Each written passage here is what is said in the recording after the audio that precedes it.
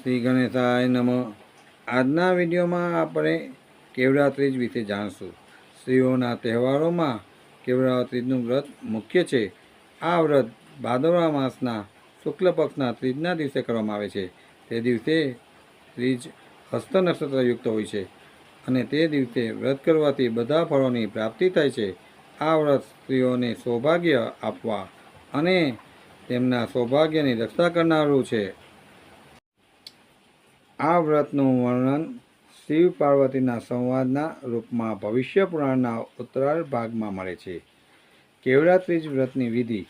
ભાદરવા માસની અંજવારી ત્રીજે સૂર્યોદય પહેલાં સ્નાનાદિ વગેરે પરવારી ભગવાન શિવને કેવડાથી પૂજન કરવું, ઘરને સુંદર રીતે શણગારવું અને વારંવાર કેવડો સૂંઘી શિવનું સ્મરણ કરવું, શિવ પાર્વતીની પૂજા કરવી અને વાર્તા સાંભળવી. કેવડા ત્રીજની વ્રતની કથા આ રીતે છે. એક વખતે ભગવાન શિવ અને પાર્વતી વાતો કરી રહ્યા હતા. ત્યારે વાતમાં પાર્વતીએ પૂછ્યું કે હે ભોળાનાથ, દક્ષ પ્રજાપતિના યજ્ઞમાં મારા દેહની આહુતિ આપ્યા પછી જ્યારે મેં ફરીથી અવતાર ધારણ કર્યો ત્યારે તમને પામવા માટે મેં કયું વ્રત કર્યું હતું તેની તમે મને જણાવો. ત્યારે ભોળાનાથે કહ્યું, હે દેવી, તમે સાંભળો.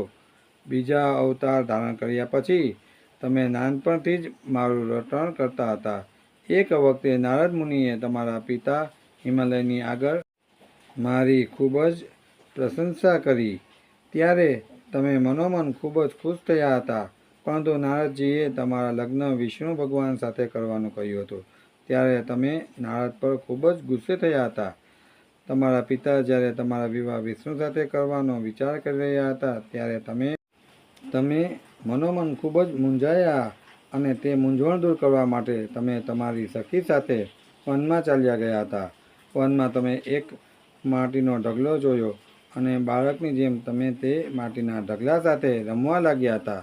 તમારું રોમે રોમ મારું રટણ કરતું હોવાથી તમે બેધ્યાનપણે મારું શિવલિંગ બનાવી દીધું હતું અને ત્યારબાદ તમે વનમાંથી કેવડો અને બીજા વનફૂલો તેમજ અન્ય વનસ્પતિ લાવીને મને ખૂબ જ ભાવપૂર્વક ચડાવ્યા હતા.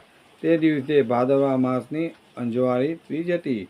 વળી તે દિવસે તમે આખો દિવસ કાંઈ પણ ખાધા પીધા વિના નકોરડો ઉપવાસ કર્યો હતો.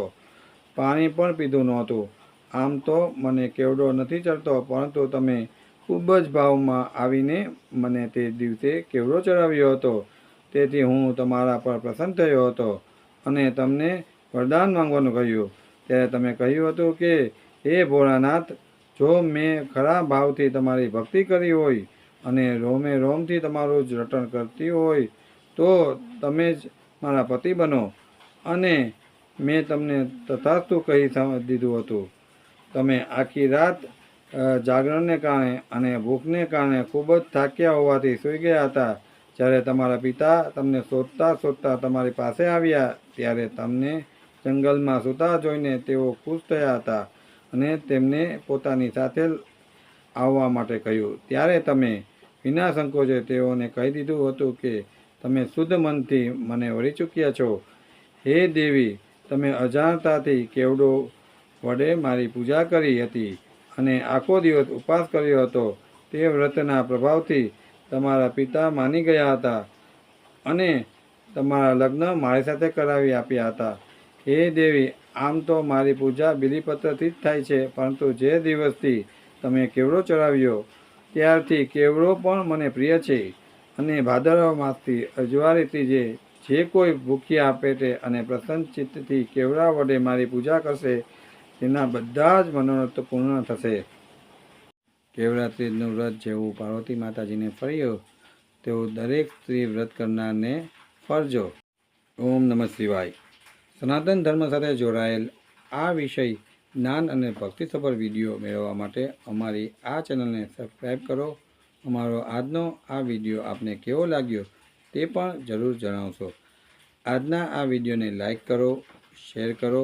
ફરી મળીશું નવા વિષય સાથે નવા વિડીયોમાં. ધન્યવાદ. ઓમ નમઃ શિવાય.